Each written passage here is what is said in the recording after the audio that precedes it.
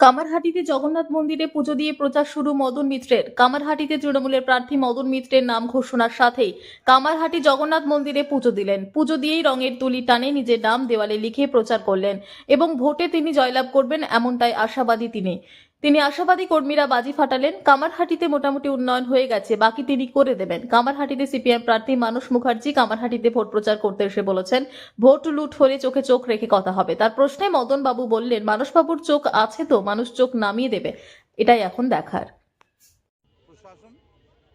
শিক্ষার প্রসার এবং শুধুমাত্র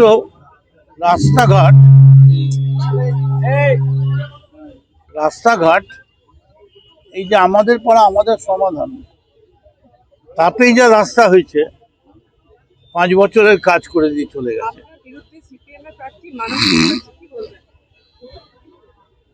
মানস মুখার্জি কি বলবেন? আপনি কি বলবেন? আপনার এগেইনস্ট আমি মানস মুখার্জির বিরুদ্ধে বলতে যাব না। মানস মুখার্জি যদি আমার বিরুদ্ধে প্রার্থী হিসেবে নম্বরে আসে তবে তো বলবো। কাল বাজি ফাটছে, তাহলে কি জিত নিশ্চিত? বাজি তো আমি ফাটাচ্ছি না, বা আমার পরিবারের লোকও ফাটাচ্ছে না।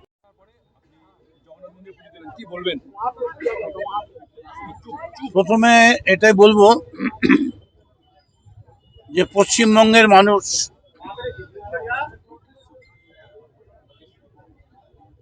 মমতা বন্দ্যোপাধ্যায়ের নেতৃত্বে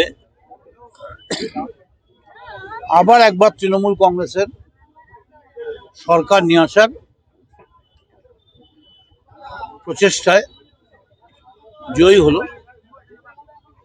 এবং এটা নিশ্চিত যে মমতা বন্দ্যোপাধ্যায় আবার মুখ্যমন্ত্রী হচ্ছেন।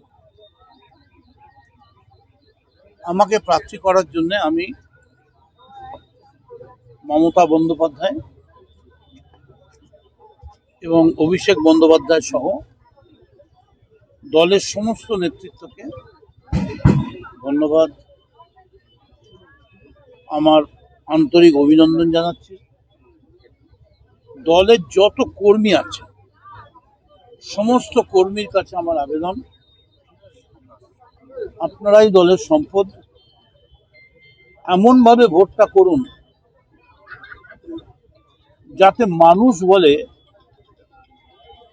যে অন্যান্য পার্টিরা দাঁড়াবার দরকার নেই।